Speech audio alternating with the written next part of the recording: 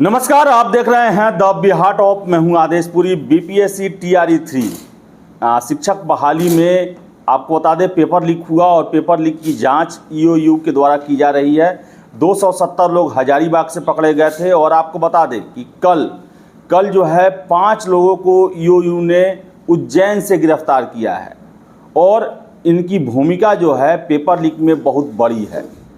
अब ये बताया जा रहा है कि अब संभावना है कि पेपर लीक कैसे हुआ, कहां से गड़बड़ी हुई, इसका भेद जो है वो खुल सकता है। क्योंकि अभी तक की जांच में आपको बता दें लगभग 1 महीने से जांच चल रही है और ये नहीं पता चला था कि पेपर कहां से किसने और कैसे लीक करवाया।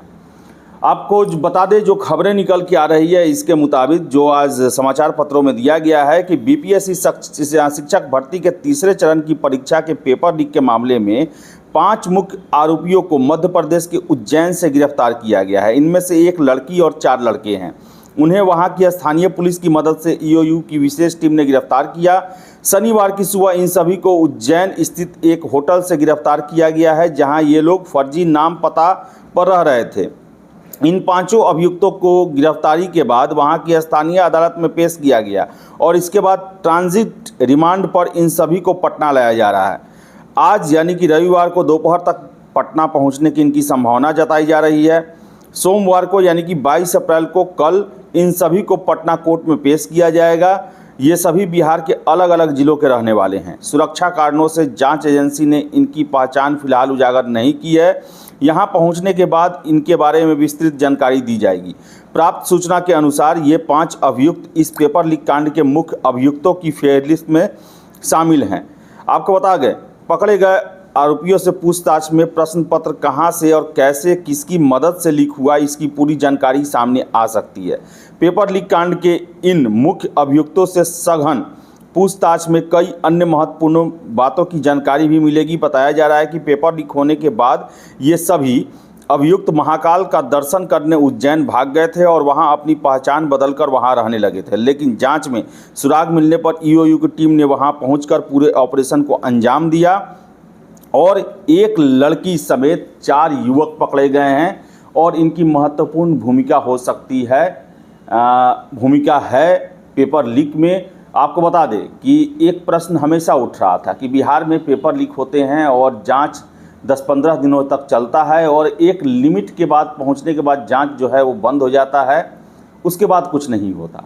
लेकिन आपको बता दें कि जो सूत्रों के हवाले से खबरें निकल के आ रही है कि सरकार की तरफ से भी हरी झंडी मिल गई है कि जो भी गुनहगार हैं, जो भी इस पेपर लीक में या इससे पहले बीपीएससी के हुए पेपर लीक में शामिल हैं, उन सभी को पकड़ के सामने लाया जाए, दंडित किया जाए। और यही वजह है कि कुछ दिन पहले आपको हमने ही खबर बताया था कि 20 अधिकारी जो कि बीपीएससी के द्वारा चयनित हैं 67वीं से पहले के, उन सभी को EOU ने पूछताछ के लिए बुलाया है। क्योंकि 2022 में बीपीएससी 67वीं एग्ज़ाम का पेपर लीक हुआ था और उस समय बहुत सारे लोग पकड़े गए थे। उनकी निशानदेही पर यह पता चला कि बीपीएससी में सेटिंग गेटिंग का खेल पहले से चल रहा है और बहुत लोग इसकी मदद से अधिकारी बने हुए हैं, जिलों में पोस्टेड हैं।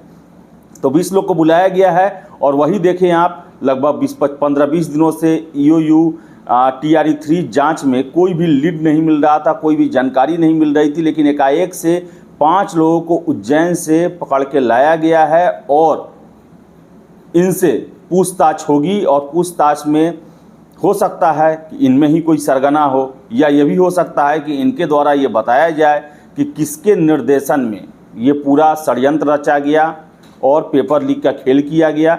क्योंकि मामला बहुत बड़ा है। 270 लोग हजारीबाग से गिरफ्तार हुए हैं और मैरिज हॉल बुक कराया गया था, बस गाड़ियां बुक कराई गई थी, प्रोजेक्टर पर इन लोगों को क्वेश्चन आंसर रटवाया जा रहा था।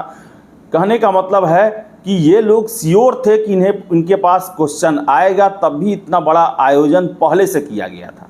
यानी कि पूरा एक षड्यंत्र सुनियोजित ये कार्यक्रम था और इसके लिए एक इवेंट मैनेजमेंट भी किया गया था जिसमें 270 कैंडिडेट्स को क्वेश्चन रटवाया जा रहा था।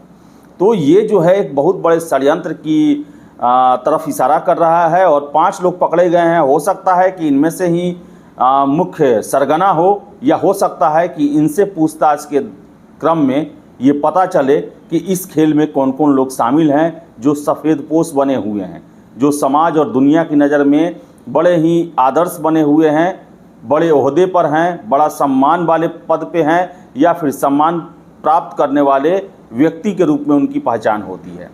आशा करेंगे हम EOU, BPSC 67वीं और TRE 3 के जो भी गुनाहगार हैं, एक एक लोग को पकड़ के सामने लाएगा और दंडित करेगा, ताकि बाद में कोई भी बिहार के किसी भी परीक्षा में सेटिंग गटिंग करने का सोच भी ना सके।